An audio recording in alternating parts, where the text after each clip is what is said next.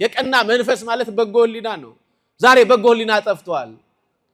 ሰዎችን፣ አገልጋዮችን፣ ቤተ መቅደሱን፣ የመቅደሱን መሪዎች፣ አገልጋዮች፣ የሀገር መሪዎችን የምንፈርጀው በእኛ ስሜት ነው። ቀና ሕሊና ጠፍቷል። በጎ ማሰብ አቁመናል። የእያንዳንዳችን በጎ ንግግር እንኳን ተተርጉሞ በሌላ ነገር ይተካል። ክርስቲያኖች አስተውሉ። ስለዚህ ምን አለ ቅዱስ ዳዊት አምላኩን ሲለምን ንጹህ ልብ ፍጠርልኝ ካለ በኋላ የቀናውን መንፈስ በውስጥ ያሳድር። ምን ያለውን መንፈስ? እግዚአብሔር ቀና መንፈስ ይስጠን። ያልተፈወሰ አእምሮ ሀገር ያበላሻል፣ መቅደስ ያፈርሳል። መጀመሪያ አእምሮአችን ይፈወስ። አእምሮን መፈወስ የሚችለው ክርስቶስ ብቻ ነው። አእምሮን የሚፈውሰው እግዚአብሔር ነው። ክርስቲያኖች ያልተፈወሰ አእምሮ አገር ያጠፋል፣ መቅደስ ያፈርሳል ብያችኋለሁ። ስለዚህ ሰው መጀመሪያ ልቡን ለእግዚአብሔር ሰጥቶ አእምሮውን መፈወስ አለበት። ያልተፈወሰ አእምሮ ለጸሎት አይተጋም።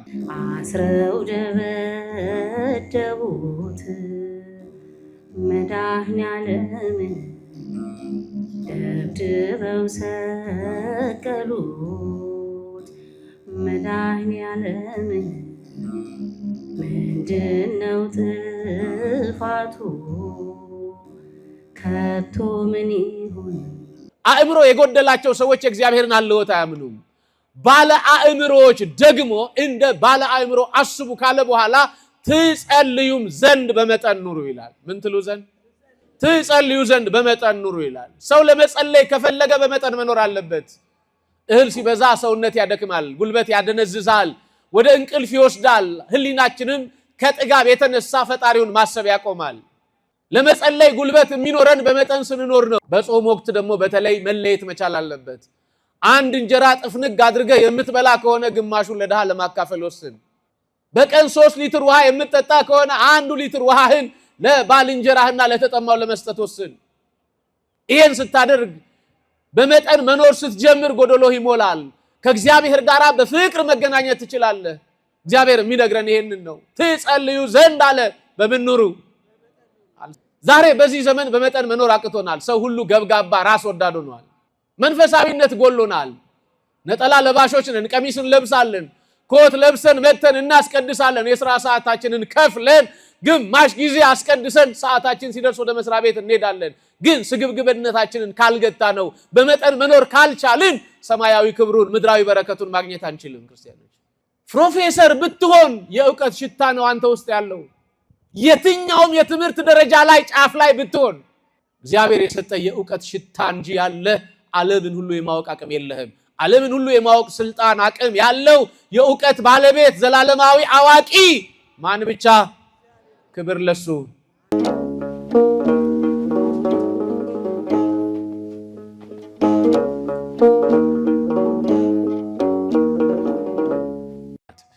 በስመ አብ ወወልድ ወመንፈስ ቅዱስ አሃዱ አምላክ አሜን።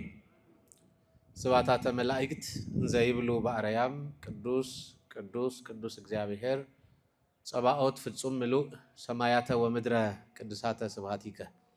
ምስጋናን በሰማይና በምድር የመላ ቅዱስ ቅዱስ ቅዱስ ተብለ በላይ በሰማይ በቅዱሳን መላእክት በታች በምድር በእኛ በሰው ልጆች የምትመሰገን ቅዱሰ ባህሪ ልዑለ ባህሪ አምላካችን እግዚአብሔር በምህረት ጠብቀህ በጸጋ ጎብኝተህ ለዚህ ታላቅ የበረከት የፈውስ የድህነት ዕለት ስላደረስከን ስምህ ለዘላለም የተመሰገነ ይሁን። ለቃል መውረድ ለስጋ እርገት ምክንያት የሆነች አፍጣኒተ ረድኤት ሳሊተ ምህረት ምዕራገ ጸሎት እመ አምላክ ወላዲተ አምላክ ድንግል ማርያም ጣዕሟ ከአንደበታችን ፍቅሯ በልቦናችን ይደርብን። በዚህ ምሽት ለነፍሳችሁ ረፍት ለስጋችሁ በረከት ናፍቃችሁ ከቅዱሱ የእግዚአብሔር ዙፋን ከመድኃኔዓለም ደጅ የተሰበሰባችሁ ኦርቶዶክሳውያን ሁላችሁም እንደምን ዋላችሁ? አኩርፋችኋል። እንደምን ዋላችሁ? እንደምን ሰነበታችሁ? እንደምን አመሻችሁ? እግዚአብሔር ይመስገን ብለን ስሙን እንድንጠራ አንደበታችንን ለምስጋና ሰውነታችንን ለቅድስና የጠራ የመረጠ ያከበረን አምላክ ክብር ምስጋና ይግባው። እንደ እግዚአብሔር መልካም ፈቃድ በዚህ ምሽት ለተወሰኑ ደቂቃዎች የምንማርበት የመጽሐፍ ቅዱስ ክፍል የሐዋርያው የቅዱስ ጴጥሮስ መልእክት ምዕራፍ 4 ቁጥር 8 ላይ የምናገኘው የእግዚአብሔር ቃል ነው። ቃሉ እንዲህ ይላል፣ እንደ ባለ አእምሮ አስቡ፣ ትጸልዩም ዘንድ በመጠን ኑሩ፣ ፍቅር የኃጢአትን ብዛት ሁሉ ይሸፍናል የሚል ይሆናል። ሶስት መሰረታዊ ነገሮችን እናያለን። አንደኛ እንደ ባለ አእምሮ አስቡ የሚል፣ ሁለተኛው ትጸልዩ ዘንድ በመጠን ኑሩ የሚል፣ ሶስተኛው ደግሞ ፍቅር የኃጢአትን ብዛት ሁሉ ይሸፍናል የሚል። የትምህርታችን ርዕስ ግን የሚሆነው ትጸልዩ ዘንድ በመጠን ኑሩ የሚለው ነው። እስኪ ሁላችሁ በሉ ትጸልዩ ዘንድ በሉ። ድገሙት። በመጠን ምን ትሉ ዘንድ? አቤት። በምን ኑሩ? አቤት። በመጠን ኑሩ። የቃሉ ባለቤት እግዚአብሔር ነው። ጸሐፊው ቅዱስ ጴጥሮስ ነው። ጴጥሮስ ማን ነው የሚለውን ለተወሰኑ ደቂቃዎች እናያለን። ክርስቲያኖች፣ ጴጥሮስ ጌታ ኢየሱስ ክርስቶስ ከጠራቸው ቅዱሳን አገልጋዮች መካከል አንዱ ነው። ጴጥሮስ፣ ዮሐንስና ያዕቆብ የተጠሩት ከጥብርያዶስ ባህር አጠገብ ነው። አሳ እያጠመዱ ሳለ ክርስቶስ የዮና ልጅ ስምዖን ጴጥሮስንና ያዕቆብና ዮሐንስን ጠራቸው። አሳ አታጠምዱም አላቸው። የምታጠምዱት የሰው ልጅን በወንጌል መረብነት ታጠምዳላችሁ አላቸው። ጴጥሮስ ስምዖን ይባላል። ጴጥሮስ ኬፋ ይባላል። ጴጥሮስ የዮና ልጅ ተብሎ ይጠራል። ክርስቲያኖች፣ ጴጥሮስ ማለት የቃሉ ትርጉም አለት ማለት ነው። እስኪ ሁላችሁም አለት በሉ። አለት ያደቃል። አለት ጉልበት አለው። አለት መሰረት ይሆናል። ለቤት መስሪያ መሰረት ይሆናል አለት። ጴጥሮስም የቤተ ክርስቲያን መሰረት ተብሎ ተጠርቷል። ራሱ ባለቤቱ ኢየሱስ ክርስቶስ በዚህ በማቴዎስ ወንጌል ምዕራፍ 16 ቁጥር 13 ላይ ቅዱስ ጴጥሮስን እንዲህ ብሎ ይጠራዋል።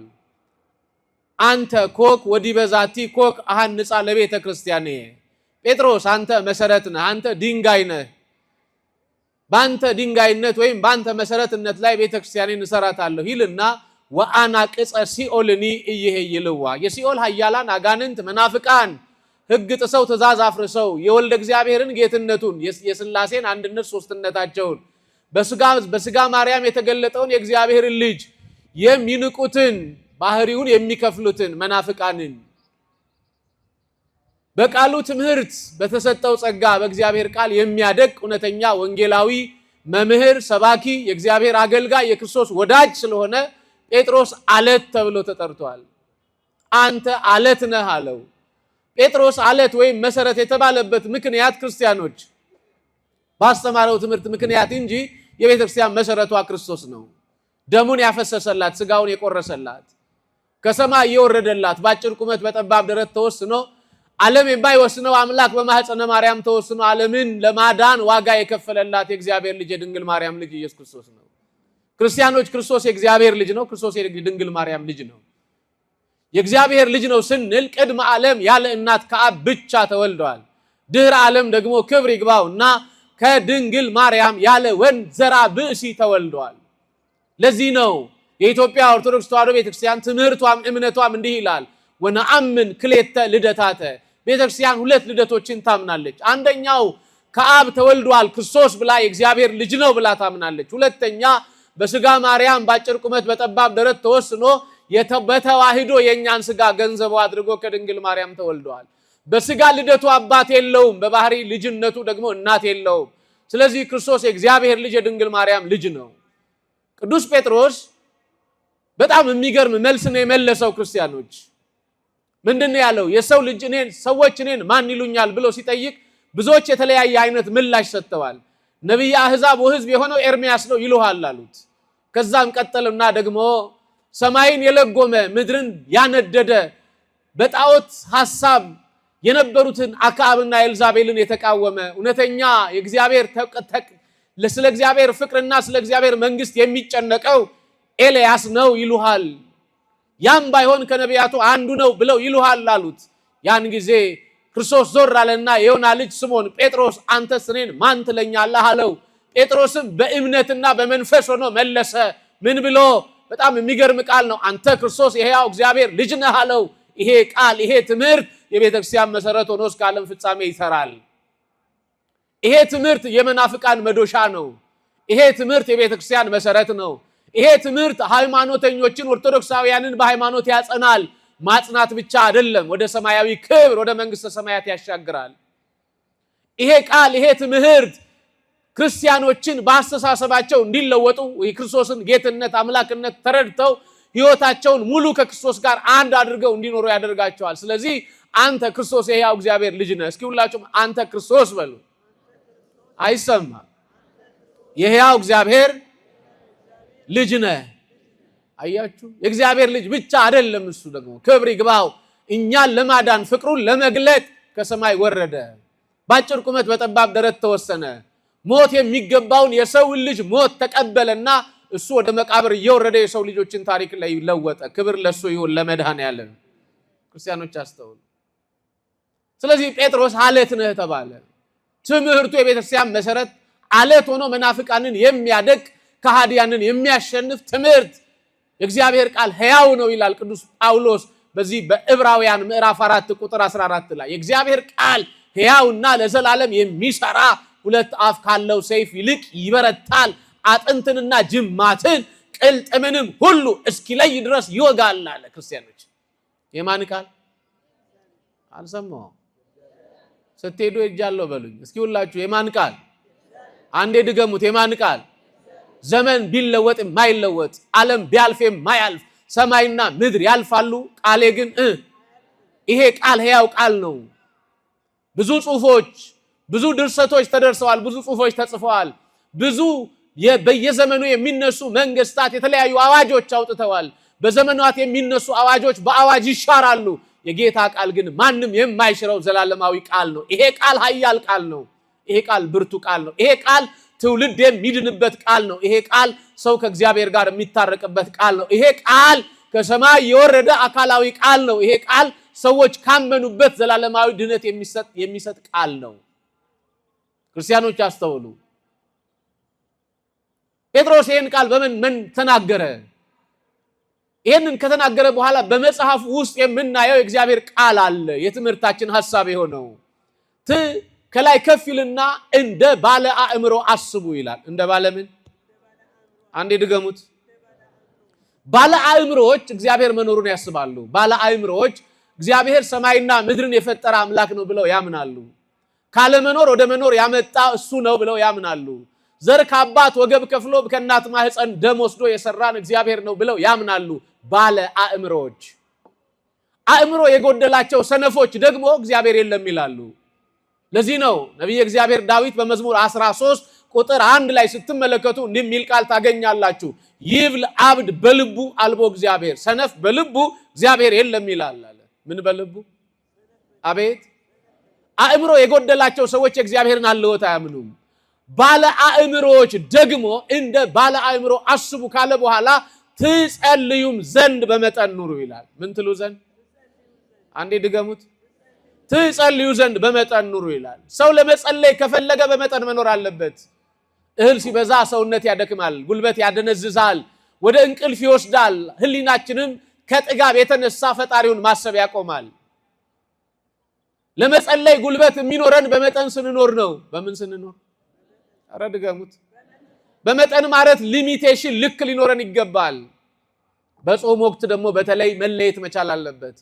አንድ እንጀራ ጥፍንግ አድርገህ የምትበላ ከሆነ ግማሹን ለድሃ ለማካፈል ወስን። በቀን 3 ሊትር ውሃ የምትጠጣ ከሆነ 1 ሊትር ውሃህን ለባልንጀራህና ለተጠማው ለመስጠት ወስን። ይሄን ስታደርግ በመጠን መኖር ስትጀምር ጎደሎህ ይሞላል። ከእግዚአብሔር ጋር በፍቅር መገናኘት ትችላለህ። እግዚአብሔር የሚነግረን ይሄንን ነው። ትጸልዩ ዘንድ አለ። በምን ኑሩ? አልሰማው። ኧረ ድገሙት። ዛሬ በዚህ ዘመን በመጠን መኖር አቅቶናል። ሰው ሁሉ ገብጋባ ራስ ወዳድ ሆኗል። መንፈሳዊነት ጎሎናል። ነጠላ ለባሾች ነን። ቀሚስ እንለብሳለን፣ ኮት ለብሰን መተን እናስቀድሳለን። የሥራ ሰዓታችንን ከፍለን ግማሽ ጊዜ አስቀድሰን ሰዓታችን ሲደርስ ወደ መስሪያ ቤት እንሄዳለን። ግን ስግብግብነታችንን ካልገታ ነው በመጠን መኖር ካልቻልን ሰማያዊ ክብሩን ምድራዊ በረከቱን ማግኘት አንችልም። ክርስቲያኖች ሰው ሰማያዊ መንግስት ምድራዊ በረከት ለማግኘት ከፈለገ በመጠን መኖር አለበት። በምን አልኳችሁ? ድገሙት። በምን? በመጠን ኑሩ አለን። በመጠን እንድንኖር ነገረን ክርስቶስ። ክርስቲያኖች አስተውሉ። በመጠን የሚኖር ሰው ልኬት አለው። አምላኩን ማየት ይችላል። በመጠን የሚኖር ሰው ስጋን ያሸንፋል። በመጠን የሚኖር ሰው ከኃጢአት ይርቃል። በመጠን የሚኖር ሰው ከእግዚአብሔር ጋር ይታረቃል። ክርስቲያኖች አስተውሉ። ለዚህ ነው ቅዱስ ጴጥሮስ ትጸልዩ ዘንድ አለ። በመጠን ኑሩ። በምን ኑሩ? ድገሙት። በመጠን ኑሩ። ክርስቲያን በመጠን እንዲኖር ተነግሮታል። ከፊት ያለው ቃል ትጸልዩ ዘንድ ነው። ጸሎት ሰው ከእግዚአብሔር ጋር የሚያደርገው መንፈሳዊ ግንኙነት ነው።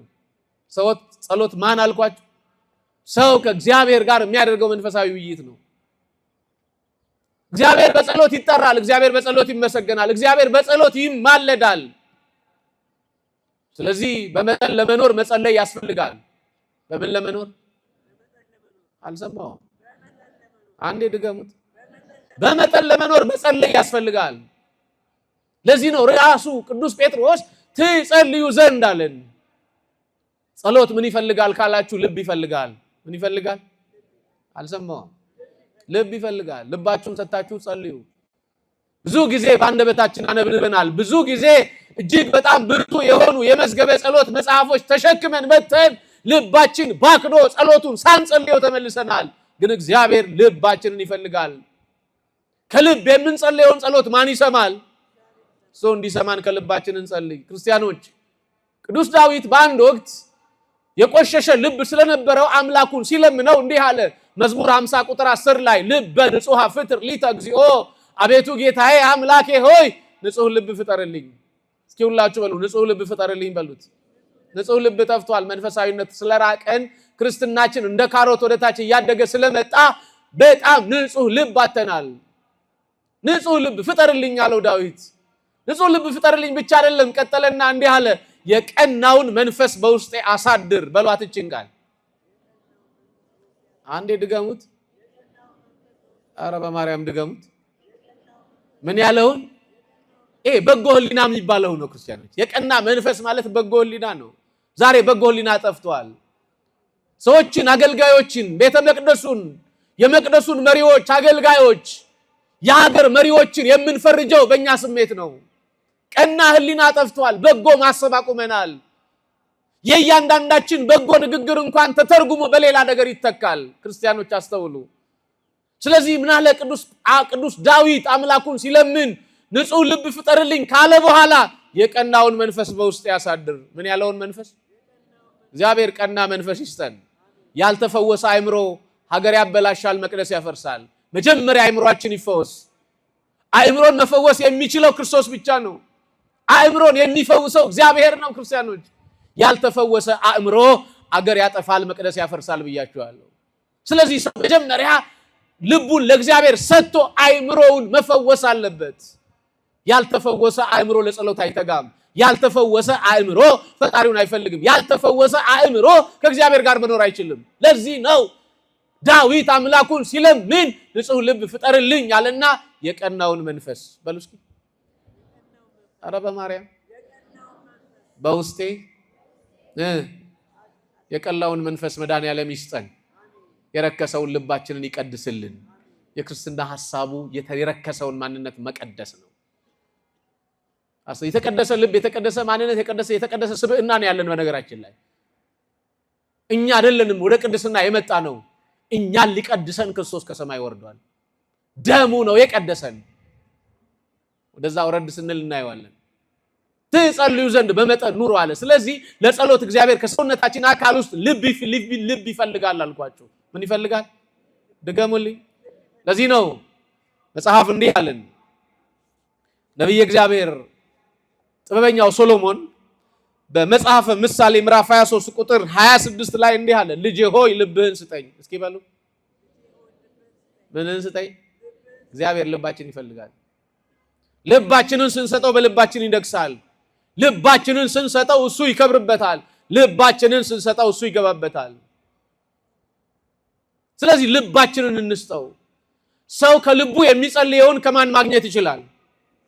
ከልባችን ካልጸለይን የለመነው አይሰማም፣ የተናገርነው አይደመጥም፣ ያንኳኳነው አይከፈትም። ስለዚህ ልባችንን ሰጥተን ልንጸልይ ይገባል። ለዚህ ነው ቅዱስ ጴጥሮስ ትጸልዩ ዘንድ በምን ኑሩ? እየሰማችሁኝ ነው? ትጸልዩ ዘንድ በምን ኑሩ? አንዴ ድገሙት። በመጠን ኑሩ። ምን ትሉ ዘንድ? ትጸልዩ ዘንድ። ጸሎት ሶስት ክፍል አለው። ልመና፣ ምስጋና፣ ልመናና ምልጃ። እስኪ ሁላችሁ በሉ ምስጋና በሉ፣ ልመና፣ ምልጃ። አስተውሉ። ሶስት ክፍል አለው ጸሎት። በመጠን ለመኖር መጸለይ ያስፈልጋል። ስንጸልይ እንዴት ነው መጸለይ ያለብን ካልን የመጀመሪያው የምስጋና ጸሎት ነው። ማመስገን፣ ሲሞላ ማመስገን፣ ሲጎድል ማመስገን፣ ሲመች ማመስገን፣ ሳይመች ማመስገን፣ ስታገኝ ማመስገን፣ ስታጣ ማመስገን። አንዳንድ ሰው አለ ሲያገኝ ሙሉ ልብ ይኖረዋል፣ ሲያጣና ችግር ሲያጋጥመው እንደተነፈሰ ፊኛ ሰውነቱ ኩምሽሽ ይላል። እንደዛ አትሁኑ ክርስቲያኖች። ሙላታችን ከሱ ነው፣ ጉድለታችንም ከሱ ነው። ማግኘታችንም ከሱ ነው፣ ማጣታችንም ከሱ ነው። የማጣትም የማግኘትም መሰረታዊ ምክንያቶች በእግዚአብሔር ፈቃድ የሚከናወኑ ናቸው። ምክንያቱም መጽሐፍ በልመናዎቻችን ወይም በምስጋናዎቻችን ውስጥ ሁልጊዜ በሙላትም በጉድለትም ማመስገን ማንን ትዝ ይላችኋል? በዚህ በብሉይ ኪዳን መጽሐፍ ላይ የምናገኘው ኢዮብ ሰይጣን ፈተነው። በነገራችን ላይ ሰይጣን በእግዚአብሔር ፊት ይቆማል፣ መላእክትም በእግዚአብሔር ፊት ይቆማል። አቋቋማቸው ግን ለየቅል ነው። ሰይጣን በማን ፊት ይቆማል? ንገሩኝ። መላእክት በማን ፊት ይቆማል? ንገሩኝ። አቋቋማቸው ነው የሚለየው። ሰይጣን ለክስ ነው የሚቆመው፣ መላእክት ለምልጃ ነው የሚቆሙት። ሰይጣን በእግዚአብሔር ፊት ቆሟል። መጽሐፈ ኢዮብ እንደምንመለከተው እግዚአብሔር አምላክ ሰይጣንን እንዲህ አለው፣ ሰይጣን ከወዴት መጣህ አለው። ምድርን ዞርኳት በውስጧም ተመላለስኩ አለ። በጣም የሚገርመኝ የእግዚአብሔር መታመን በኢዮብ ያለው ብርቱ ሐሳብ ነው የሚገርመኝ። በእውኑ ባሪያዬን ኢዮብን አየኸው? እንደሱ እኔን የሚፈራ በምድር ላይ የለም አለው። በጣም ይገርመኛል። ኢዮብ አይደለም በእግዚአብሔር የታመነው፣ ከኢዮብ በላይ እግዚአብሔር በኢዮብ ታመነ። በእኛ ሲታመንብን ይሆን ክርስቲያኖች? በእኛስ እግዚአብሔር ይታመንብን ይሆን? ታመነበት እኮ በኢዮብ። እንደሱ እኔን የሚፈራ በምድር ላይ ቅን ሰው የለም አለ። ይሄን ያለው ነቢይ አይደለም፣ ይሄን ያለው መልአክ አይደለም። ለኢዮብ የመሰከረለት ክብር ይግባው የሁላችን ፈጣሪ እግዚአብሔር ነው። ክብር ለሱ ይሁን ለአምላካችን። አስተውሉ። አየኸው አለው። ክስ ቻርጁን ጀመረ። እግዚአብሔር ሲያመሰግናችሁ ሰይጣን ይከሳችኋል። መንፈሳዊነታችሁ ሲጨምር ሰይጣን ይከሳችኋል። ቅድስናችሁ እየጨመረ በመጣ ቁጥር ትከሰሳላችሁ። መከሰስን አትጥሉት፣ መሰደብን አትጥሉት፣ መገፋትን አትጥሉት። እንዴ ክርስቶስ በዚህ ልክ ተገፍቷል። ሰይጣን የክስ ቻርጁን ጀመረ። ኢዮብ እኮ አንተን ያልካደ ከአንተ ጋር የሆነው ሀብቱ፣ ንብረቱ፣ ቤቱ፣ ጓዳው ሞልቶለታል። ምን አጣው ብሎ ይካድ? ጤናውን፣ ሰውነቱን እንዳትነካው፣ ነፍሱን እንዳትነካው በሌላው ነገር ላይ ሁሉ ስልጣን ሰጥቻለሁ። ሀብት፣ ንብረት፣ ገንዘብ ሁሉ እምሽክ ብሎ አጠፋ። ልጆች አለቁ። እሱ በቁስል በደዌ ተመታ። ሚስቱ እግዚአብሔር አምላክን ጥቂት ወራት ደጅ ትጠናዋለህ፣ ትጠብቀዋለህ። የእግዚአብሔር አምላክን የማይገባ አነጋገር ተናገረውና ሙት አለችው። ምን አላት ቅዱስ ኢዮብ? እግዚአብሔርን እጅ መልካሙን እንደተቀበልን ሁሉ ክፉን ነስ አንቀበልምን? ከሰነፎቹ ሴቶች እንደ አንዲቱ ተናገርሽ አለ። ይገርመኛል።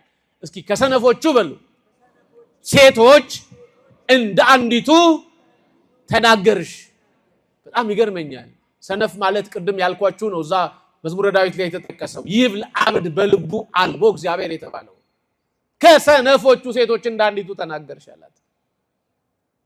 ሰነፍ ማለት እግዚአብሔር የለሽ ማለት ነው። ሰነፍ ማለት የክርስቶስን የእግዚአብሔርን አድህኖት አለማወቅ ነው። ሰነፍ ማለት የእግዚአብሔርን ሀልወት የማይረዳ ሰው ነው። ሰነፍ ይባላል እሱ። ቀጠለ። መጨረሻ ላይ በጣም የሚደንቅ ቃል ላይ የተነገረው እግዚአብሔር ሰጠ፣ እግዚአብሔር ነሳ፣ ማን ይመስገን? አንዴ በሉ እግዚአብሔር ሰጠ በሉ እስኪ። እግዚአብሔር ነሳ፣ ማን ይመስገን? አያችሁ፣ በጉድለት በሙላትም ማንን ማመስገን? አመስግኑ። ለዚህ ነው መጽሐፍ በሁሉ አመስግኑ ይላል። በምኑ? በሁሉ አመስግኑ። የመጀመሪያው የጸሎት ክፍል ምስጋና ነው። ሁለት ጥቅሶች እሰጣችኋለሁ። ሮሜ ምዕራፍ 7 ቁጥር 2 ላይ ለእግዚአብሔር ምስጋና ይሁን ይላል። እስኪ ሁላችሁ በሉ ለማን ምስጋና ይሁን? በማግኘታችን ምን እንበል? በማጣታችን ምን እንበል? ማመስገን። የመጀመሪያው ምስጋና ነው። ቀጥላውንም ቅዱስ ጳውሎስ ለቆሮንቶስ ክርስቲያኖች ሲጽፍ አንደኛ ቆሮንቶስ ምዕራፍ 15 ቁጥር 57 ላይ በክርስቶስ ድል መንሳትን ለሰጠን ለእግዚአብሔር ክብር ይሁን ምስጋና ይሁን ይላል። በክርስቶስ ድል መንሳትን ለሰጠን የሰማችሁ ነው። ዲያብሎስን ድል ያነደግነው ክርስቶስ ስለመጣ ነው። ያ የ5500 ዘመን ከአዳም እስከ ሙሴ ከሙሴ እስከ ዳዊት ከዳዊት እስከ ዮሐንስ መጥምቅ ዘመን ድረስ በእጁ ጨብጦ ስጋን ወደ መቃብር ነፍስን ወደ ሲኦል ያወርድ የነበረው የዲያብሎስ ጉልበት የተቀጣው በእግዚአብሔር ልጅ በኢየሱስ ክርስቶስ ነው። ለዚህ ነው በክርስቶስ ድል መንሳትን ለሰጠን ለባህሪ አባቱ ለእግዚአብሔር ምስጋና ይሁን አለ ቅዱስ ጳውሎስ። ማመስገን፣ ድል ስታደርግ አመስግን፣ ስታሸንፍ አመስግን። ማመስገን። ሁለተኛ ቆሮንቶስ ምዕራፍ 2 ቁጥር 14 ላይ ስትመለከቱ የእውቀትን ሽታ ለሚገልጽ ለአምላካችን ምስጋና ይሁን ይላል። እስኪ ሁላችሁ በሉ የእውቀትን በሉ። አልሰማሁም። ሽታ ለሚሰጥ ለአምላካችን ምን ይሁን? አቤት የእውቀት ሽታ ነው ያለን። ለዚህ ነው መጽሐፍ ከእውቀትም ከፍለን እናውቃለን አለ። ሙሉ አዋቂ ባለ ብዙ ጸጋ ባለ ብዙ እውቀት እግዚአብሔር ብቻ ነው። ፕሮፌሰር ብትሆን የእውቀት ሽታ ነው አንተ ውስጥ ያለው። የምን ሽታ? የትኛውም የትምህርት ደረጃ ላይ ጫፍ ላይ ብትሆን እግዚአብሔር የሰጠ የእውቀት ሽታ እንጂ ያለ ዓለምን ሁሉ የማወቅ አቅም የለህም። ዓለምን ሁሉ የማወቅ ስልጣን አቅም ያለው የእውቀት ባለቤት ዘላለማዊ አዋቂ ማን ብቻ? ክብር ለሱ። ለዚህ ነው የእውቀትን ሽታ ለሚገልጽ ለሱ ምን ይሁን? ኧረ በሉ ዶክተሮች ካላችሁ የዶክተሬቶቻችሁ የእውቀት ሽታ ከማን የተገኘ ነው? አመስግኑት። ባለ ሀብቶች ካላችሁ የሀብታችሁ የጥበብና የሀብት የማግኘት ምንጭ ጭንቅላት የሰራላችሁ በተለያየ አይነት ሁኔታ ገንዘብ እንድታካብቱ በመቶ ሺዎችም በሚሊዮኖችም ገንዘብ እንድትሰበስቡ ያን የእውቀት ሽታ የሰጣችሁ ማን ነው? የእውቀት ሽታ ነው ያለን። ሙሉ እውቀት የለንም። የእውቀት ሽታ ግን ምን አለን? የእውቀት ሽታ አለን። ሽታው ነው ያለን። ሙሉ አዋቂ ሙሉ እውቀት የእግዚአብሔር ብቻ ነው። ስለዚህ ሽታውን ሰጥቶ ዓለምን እንድንመራት እንድንገዛት እንድንጠቀምባት እንድንሰራባት ፈጥሮልናል። በእውቀት ሽታ ውስጥ እግዚአብሔርን እንድናመልከው ማን ይርዳን? ስለዚህ ሁለተኛው ልመና ነው። ምን አልኳችሁ? አልሰማሁም። ልመና ነው። ልመና በነገራችን ላይ የምንፈልገውን ነገር መጠየቅ ነው። መለመን፣ አድርግልኝ፣ ስላደረክልኝ አመሰግንሃለሁ መጠየቅ ነው። ማንኳኳት ነው። በጣም ይገርመኛል። በነገራችን ላይ እግዚአብሔር ሳንለምነው የሚያስፈልገንን አውቆ የሚሰጠን አምላክ ነው። እውነት ውሸት? እርግጠኛ ናችሁ? ሳንለምነው የሚያስፈልገንን አውቆ ይሰጠናል አይሰጠንም? በጣም የሚገርመው ወዘእንበለ ንስአሎ ይሁ ፍትወተነ ሳንለምነው የሚያስፈልገንን አውቆ የሚሰጠን ጌታ ምን አለ መሰላችሁ? የማቴዎስ ወንጌል ምዕራፍ 7 ቁጥር 7 ላይ ለምኑ ይሰጣችኋል አለ። ምን በሉ? አቤት ለምኑ ይሰጣችኋል። ቀጠለ አንኳኩ ከፍትላችኋለሁ። እንድታንኳኩት ይፈልጋል። ፈልጉ ታገኛላችኋል። እንድንፈልገው ይፈልጋል እግዚአብሔር። ሰው የሚለምነው ለማግኘት መለመን መቻል አለበት። የሚፈልገው ለማግኘት መለመን አለበት። የልመና ሁለተኛው ክፍል ጸሎት ነው አልኳችሁ። ሁለተኛው ክፍል ምንድነው? አልሰማሁም። ለዚህ ነው ትጸልዩ ዘንድ በመጠን ኑሩ። ጸሎት ነው ትልቁ ጉልበት። ለምኑ እሰጣችኋለሁ ያለው ጌታ፣ አንኳኩ ከፍትላችኋለሁ ያለው ጌታ በሚገርም ሁኔታ ደግሞ በራችን ላይ ቆሞ ያንኳኳል። የዮሐንስ ራእይ ምዕራፍ 3 ቁጥር 21 ላይ እንዲህ ይላል ቅዱስ ዮሐንስ ወንጌላዊ ወናሁ ቆምኩ ሀበ ኆኅት ወእጎደጉድ በደጅ ቆሜ አንኳኳለሁ ማንም ድምፄን ቢሰማ ምንን ቢሰማ በሩን ቢከፍትልኝ ወደሱ እገባለሁ ከሱ ጋር ራት እበላለሁ። ኧረ ክብር ለሱ ይሁን። እሱ አንኳኩ ያለው ጌታ መልሶ የኛን ልብ ያንኳኳል። በወንጌል እያንኳኳን ነው፣ አልሰማነውም። በመምህራን እያንኳኳን ነው፣ አልሰማነውም።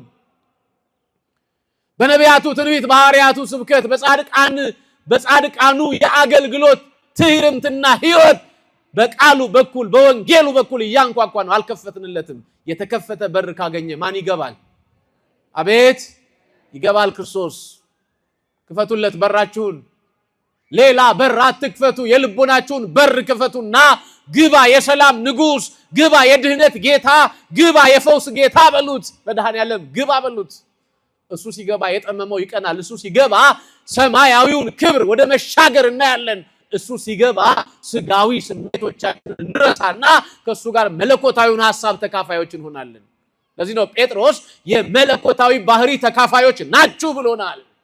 ወደዛ ከፍታ ነው የምንሄደው። በነገራችን ላይ የመለኮታዊ ጸጋ ስጦታዎች እንዳሉን ታውቃላችሁ። ለማንም ያልተሰጠ የመለኮታዊ ጸጋ ስጦታ አለን።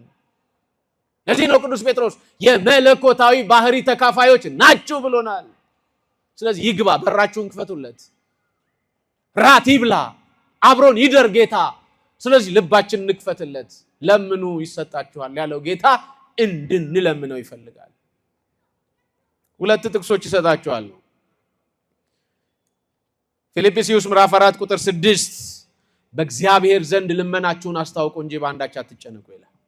እስኪ ሁላችሁ በሉ፣ በእግዚአብሔር ዘንድ በሉ ልመናችሁን አስታውቁ እንጂ በአንዳች አትጨነቁ። በቃ ለምኑት። በልመናችን ውስጥ እግዚአብሔር 3 መልስ አለው። ስንት ንገሩኝ? አንደኛው እሺ ነው፣ ሁለተኛው እምቢ ነው፣ ሶስተኛው ቆዩ ነው። እሺ ሚለን እኛ ስለምንጠቀምና እሱን ከማምለክ ስለማንወጣ ነው። እምቢ የሚለን እኛ ስለምንጎዳና እሱን ከማምለክ ስለምንወጣ ነው። ቆዩ የሚለን የእምነታችን ጽናት የመንፈሳዊነታችን ጥግ እንዲለካ ነው።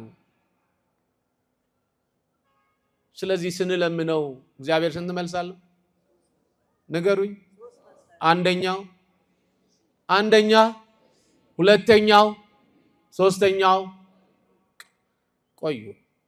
ለዚህ ነው ዳዊት ጸኒህ አጸናዕክዎ ለእግዚአብሔር፣ እግዚአብሔርን ቆይቼ ደጅ ጸናሁት እርሱም ዘንበል አለልኝ አለና ሰማዕኒ ወተመይጠኒ፣ ሰማኝ አደመጠኝ፣ ፊቱንም ወደ እኔ አዞረ። በጊዜው ማን ይስማን? በእኛ ጊዜ አይደለም። በማን ጊዜ? በራሱ ጊዜ ይስማን። በእኛ ጊዜ ከተሰማን ትዕቢተኞች ነን።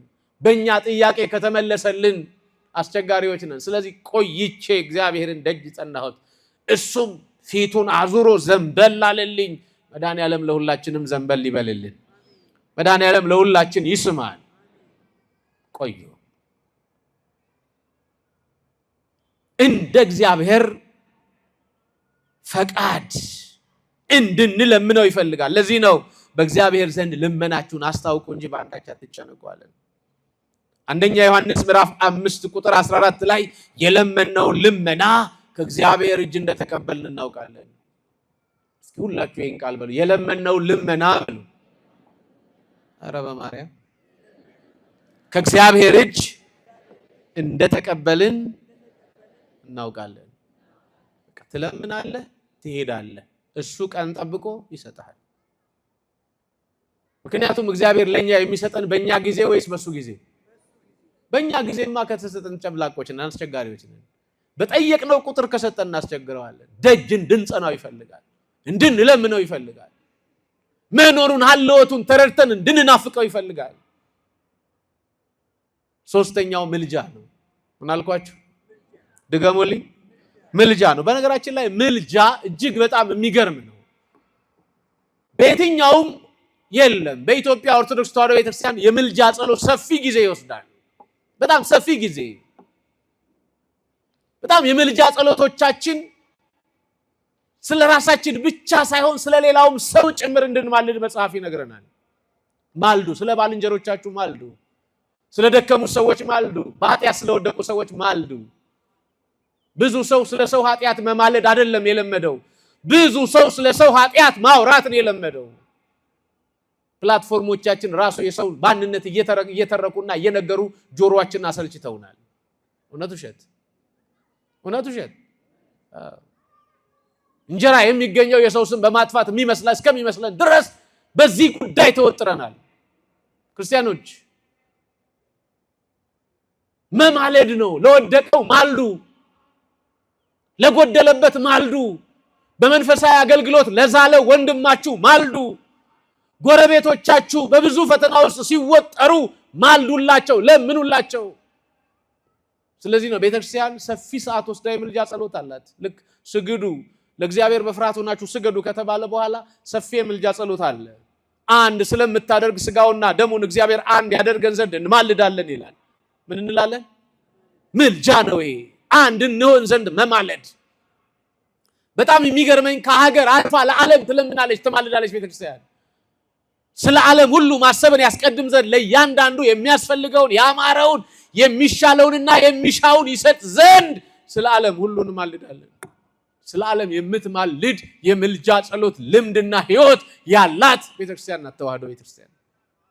ክርስቲያኖች አስተውሉ። በህይወታችሁ ውስጥ እግዚአብሔርን ማድመጥ ካለብን በምልጃ ለሰዎች አልቅሱላቸው፣ ጸልዩላቸው። ለዚህ ነው እናንተ እኮ ስለምታምኑ ነው አባቴ በጸሎት አስቡኝ፣ ወለተ ማርያም በሉኝ፣ ገብረ ማርያም በሉኝ፣ ኃይለ ማርያም በሉኝ ብላችሁ ገብረ እግዚአብሔር ወልደ እግዚአብሔር ተክለ ሥላሴ ወልደ ሥላሴ ብላችሁ ጸልዩልኝ ብላችሁ የምትማልዱት ካህናቱ እንዲማልዱላችሁ ነው። ስለዚህ የምልጃ ጸሎት ያስፈልጋል። አንድ የመጽሐፍ ጥቅስ ሰጣችኋለሁ።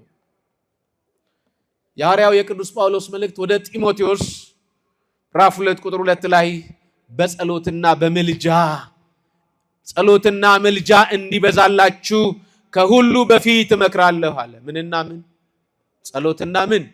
ምልጃ እንዲበዛላችሁ ስትጸልዩ ማልዱ እያለ ነው። ይሄን ካየን ትጸልዩም ዘንድ በመጠን ኑሩ ካለን በኋላ እጅግ ደስ የሚል ቃል ይናገራል። ፍቅር በሉ እስኪ። አልሰማሁም። የምደመድምበት ይህ ሐሳብ ነው። የኃጢአትን ብዛት ሁሉ ይሸፍናል። እስኪ ሁላችሁ ይህን ቃል በሉ። ፍቅር በሉ። የኃጢአትን ብዛት ሁሉ አይገርምም? ይሄ ፍቅር ብለን የጠራ ነው ክርስቶስ ነው ወዳጄ። የጾታህን ጉዳይ አታስበው እሱ ነው። ይሄ ፍቅር ብለን የጠራ ነው በጓደኛሞች መካከል ያለውን ህብረት እየነገርኳችሁ አይደለም። እሱ ሁለተኛና ሶስተኛ ነው። ይሄ ፍቅር ብዬ የምነግራችሁ ወይ መጽሐፍ ቅዱስ የሚነግረን ከሰማይ የወረደውን የእግዚአብሔር ልጅ ነው። እሱ ፍቅር ነው። ያ ፍቅር ቋንቋ የለውም። ይሄ ፍቅር የንግግር አቅም አይደለም። ይሄ ፍቅር በተግባር የሚገለጥ የክርስቶስ ሕይወት ነው። ይሄ ፍቅር ዓለምን፣ ሰማያዊ ዙፋንን ከአብ ከመንፈስ ቅዱስ ጋር ያለውን መለኮታዊ ስልጣን አስትቶ ወደ ምድር እንዲመጣ ያስገደደ ፍቅር ነው። ይሄ ፍቅር በቋንቋ በንግግር የሚገደብ ፍቅር አይደለም። ይሄ ፍቅር ኃያልና ኃይል ያለው ፍቅር ነው። ይሄ ፍቅር የ5500 ዘመን የሰው ልጆችን የህይወት ታሪክ የቀየረ ፍቅር ነው። ይሄ ፍቅር ክርስቶስ ነው። ይሄ ፍቅር ራሱን ለሰው ልጆች አሳልፎ የሰጠ ፍቅር ነው። ለዚህ ነው ፍቅር የኃጢአትን ብዛት ሁሉ ይሸፍናል ሲል ከአዳም ጀምሮ እስከ ክርስቶስ መምጣት ዘመን ድረስ የነበሩትን የሰው ልጆችና የፍጡራንን ኃጢአት በደሙ የደመሰሰ ያጠፋ የከደነ መድኃኔዓለም ነው። እሱ ፍቅር ነው። እስኪ እሱ ፍቅር ነው በሉ። ኧረ ድገሙት። እሱ ፍቅር ነው። ይሄ ፍቅር ይግባል። ለዚህ ነው ቅዱስ ዮሐንስ በዚህ በዮሐንስ ወንጌል ምዕራፍ 3 ቁጥር 16 ላይ እስመ ከመዝ አፍቀሮ እግዚአብሔር ለዓለም ወመጠወ ወልዶ ዋሂደ፣ አንድ ልጁን ቤዛ አድርጎ እስኪሰጥ ድረስ ዓለሙን እንዲሁ ወዶታል። አቤት እንዴት ደስ ይላል! እንዲሁ መወደድ ይገባቸዋል። እንዲሁ ስለወደደን የኃጢአታችንን ብዛት ሸፈነ። እንዲሁ ስለወደደን የእኛን ስጋ ተዋህዶ ንጹህ አደረገው። እንዲሁ ስለወደደን የእኛን ስጋ ተዋህደ። እንዲሁ ስለወደደን ቤተልሔም ዋሻ አገኘ ነው። እንዲሁ ስለወደደን ቀራንዮ መስቀል ላይ ወጣ። እኛ ልንሸከመው የሚገባውን መስቀል እሱ ተሸከመልን። እሱ እኛ ልንሸከመው የሚገባውን መከራ እሱ ተሸከመ። ለዚህ ነው ኢሳይያስ በሚደንቅ ቃል ገለጠው። እናየውና እንወደው ዘንድ ደም ግባት የለውም፣ ከሰውም ዘንድ የተናቀ የተጠላ የሕማም ሰው ነው አለው። ይገርመኛል። መጽሐፍ ቅዱስ ሁለት ነገሮች ይናገራል። ቅዱስ ዳዊት በጣም የሚገርም ቃል ይናገራል። ይሴኒ ላህዩ ውሉደ እጓለ እመሕያው ይላል። መልኩ ከሰው ልጆች ይልቅ ያምራል ይላል። ምኑ ንገሩኝ? ያ መልክ ከቤተልሔም ዋሻ እስከ ጲላጦስ አደባባይ ነበር። ያምራል። አዎ ያምራል። ያ መልክ ክርስቲያኖች፣ ያ መልክ ብዙ ሺህ ሰዎች እንዲከተሉት አድርጓል። ያ መልክ፣ ያ ውበት፣ ያ ደም ግባት ብዙ ሰዎች እንዲከተሉት አድርጓል። ክርስቶስን ተከትለውታል። ከ5 ገበያ ህዝብ መካከል አንዱ ገበያ ህዝብ የሚከተለው ውበቱንና ደም ግባቱን እያየ ነበር። ከሰው ልጆች ይልቅ መልኩ ያምራል ተብሎ በቅዱስ ዳዊት የተነገረለት አምላክ ነው። አዎ ግን ኢሳይያስ ደግሞ ከጲላጦስ አደባባይ በኋላ ያለውን መከራ ሲገልጠው እናየውና እንወደው ዘንድ ደም ግባት የለውም አለ። ያን ውብ ጌታ አያምርም ብሎ ገለጠው። መልክ የለውም አለ። ምን የለውም? መልክ የለውም አለ። ይሄን አይንዩት። ቀራንዮ ላይ ያለውን የግርፋቱን፣ የጥፊውን፣ የዱላውን መዓት ይዩት። ያ ውብ ሰውነት ብዙ ጥፊ፣ ብዙ ዱላ፣ ብዙ መከራ ሲደራረብበት ያ የሚያምር መልኩ ወደ ማያምር ተለወጠ። ለምን? እኛ ያማርን እንድንሆን። ይሄ ፍቅር ካልገባህ ጊዜ ሰጥተህ አውደ ምሕረቱ ላይ አትገኝ። ይሄ ፍቅር ካልገባህ መቅደስ ገብተህ አታስቀድስ። ይሄ ፍቅር ካልገባህ ስጋው ደግሞ አትቀበል። ይሄ ፍቅር ሲገባ ራስህን ትተዋለህ። ይሄ ፍቅር ሲገባ ፀጉርህን ተላጭተህ ትመንናለህ። ይሄ ፍቅር ሲገባ እንደ ቅዱስ ጊዮርጊስ የሚመጣው ሰይፍ ላንተ መከራ ወይም መሞቻ ሳይሆን የጽድቅ ውሃ አድርገህ ትጠጣዋለህ። ይሄ ፍቅር ሲገባ እንደ ቅዱስ እስጢፋኖስ የድንጋይ መዓት ሲወርድብህ ለመሸከም ትወስናለህ። ይሄ ፍቅር ሲገባ እስመ ከመዝ አፍቀሮ እግዚአብሔር ለዓለም። ፍቅር የኃጢአትን ብዛት ነው የሚለው። የምንን ብዛት? ኧረ ድገሙት፣ ድገሙት፣ ድገሙት።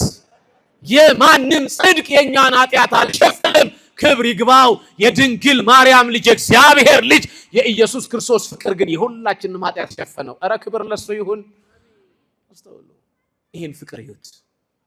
ለዚህ ነው ቅዱስ ጴጥሮስ ፍቅር የኃጢአትን ብዛት ሁሉ ይሸፍናል። እንዴት እንደሸፈነው አያችሁ? እጁ ላይ በተወጋው ጦር እኮ ነው የኛን በደል የሸፈነው።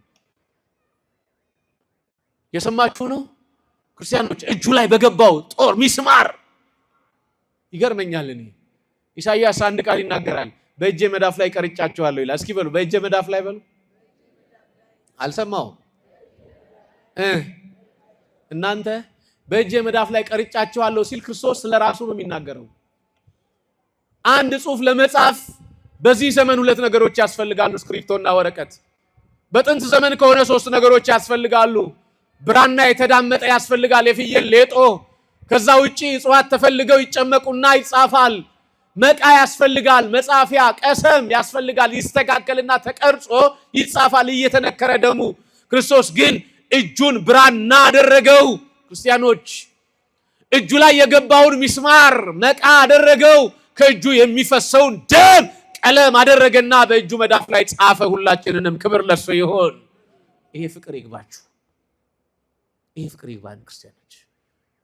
ለዚህ ነው ፍቅር የኃጢአትን ብዛት ሁሉ ኧረ በሉ እስኪ በፍቅሩ ብዛት ኃጢአታችሁ የተሸፈነላችሁ እጃችሁን አሳዩኝ እጃችሁን። በፍቅሩ ብዛት፣ በሱ ፍቅር ብዛት የኔ ኃጢአት ተሸፍኗል የምትሉ ተሸፍኗል አልተሸፈነም?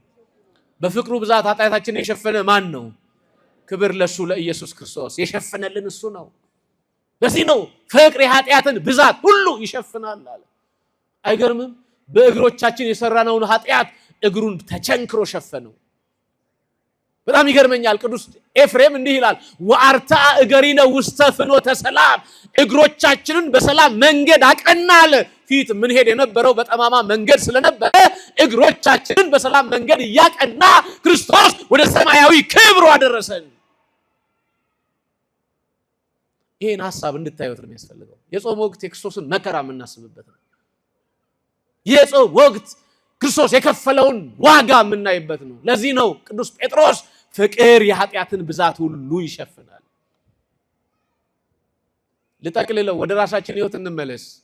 ባለትዳሮች ካላችሁ ባሎች የሚስቶቻችሁን ነውር ሸፍኑ። ኦርቶዶክሳውያን እርስ በርሳችን በደልና ኃጢአታችን እንሸፋፈን። የኛ ኃጢአት አደባባይ ስለወጣ የሚያከብረን ሁሉ እየናቀን ወጥቷል። እውነት ውሸት ንገሩኝ፣ እውነት ውሸት? ቲክቶከሮች፣ ዩቲዩበሮች፣ በተለያዩ ፕላትፎርሞች መረጃ የምታስተላልፉ በደልና ኃጢአት ሸፍኑ አትግለጡ። ለማን ደስ ይበለው ብላችሁ የሰማችሁ ነው? ለማን ደስ ይበለው? ማን ነው የሚከብረው? አንተ የሰው ኃጢአት ባወራህ ቁጥር ያንተን ኃጢአት ግን ማን ሸፍኖልሃል? አረ ንገሩኝ። እሱ ባይሸፍን አንተም አትቆምም። እሱ ባይሸፍንልህ ያንተ ክብር ምኑ ላይ ነው? ያንተ በጎነት ምኑ ላይ ነው? ያንተ ጽድቅ ምኑ ጋር ነው? ባካችሁ ክርስቲያኖች በደልን ሸፍን፣ ኃጢአትን ሸፍን። ክርስቶስ ብዙ በደላችንን ሸፍኗል። ለምን? ፍቅር የኃጢአትን ብዛት ሁሉ ምን ይላልና።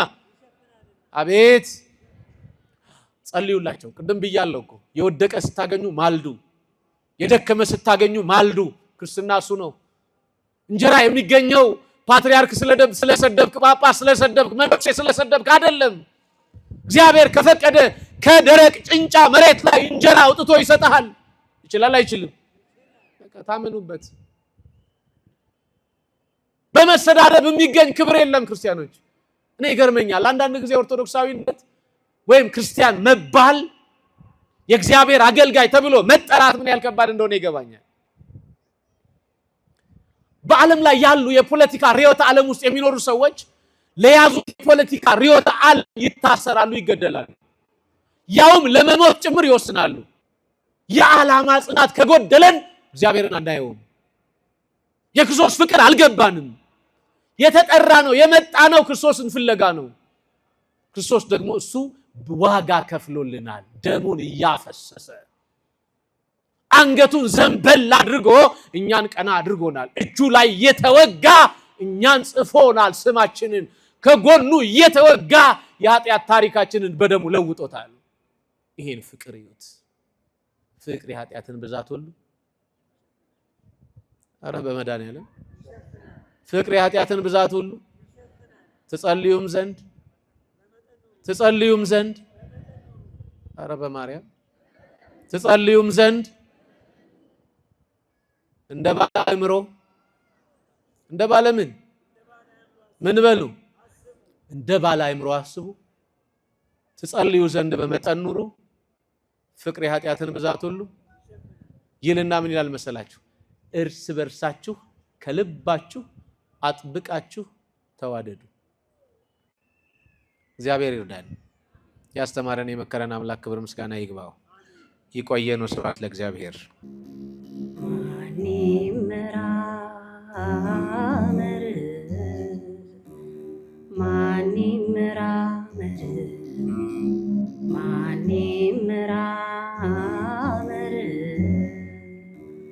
ማን ይመራመር ያንተን ስራ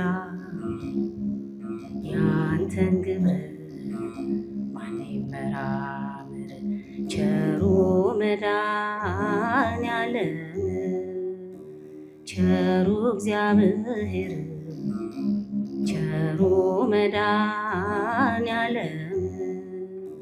ቸሩ እግዚአብሔር በምን ቃል አንደበት ስራህ ይነገር ያንተን ስራ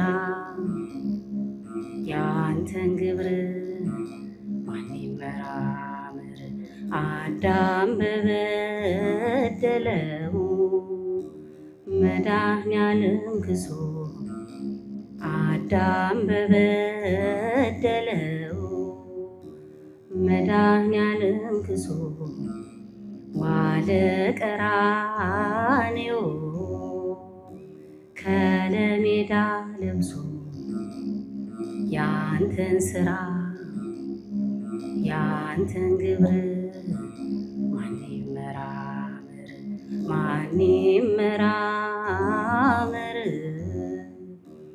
ማን ይመራመር ማን ይመራመር ማን ይመራመር ያንተን ስራ ያንተን ግብር? ማን ይመራመር አስረው ደበደቡት መድኃኔዓለምን ደብድበው ሰቀሉት መድኃኔዓለምን ምንድነው ጥፋቱ ከቶ ምን ይሁን ደብድበው ሰቀሉት እንደ ተራ ሽፍታ ደብድበው ሰቀሉት እንደ ተራ ሽፍታ እውር ስላበራ ጎባጣን ያቀና ያንተን ስራ ያንተን ግብር ማን ይመራመር ተቸንክረው ዋሉ ቅዱሳት እጆቹ ተቸንክረው ዋሉ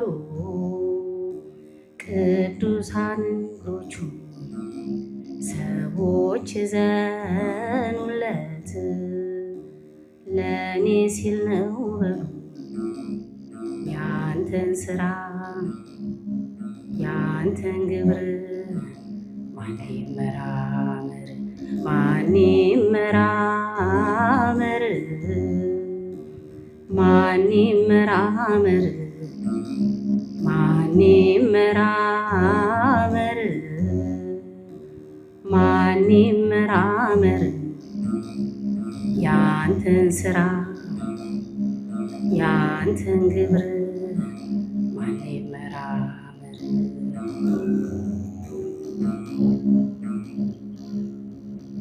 ማረን ማረን ማረን ማረን ማረን አምላክ ተለመነ ማረን ማረን ማረን ማረን ማረን ጌታ ተለመነ አምላክ ተለመነ ያንደበቴ ሐሰት የልቤ ክፋቱ የልቤ ክፋቱ መቆሚያ የለውም የእጄ ጥፋቱ የእጄ ጥፋቱ አንተ ባትሆን ኖሮ አዛኝ ለፍጥረቱ አዛኝ ለፍጥረቱ መች እንደርስ ነበረ ከወሩ ካመቱ ከወሩ ካመቱ ከወሩ ካመቱ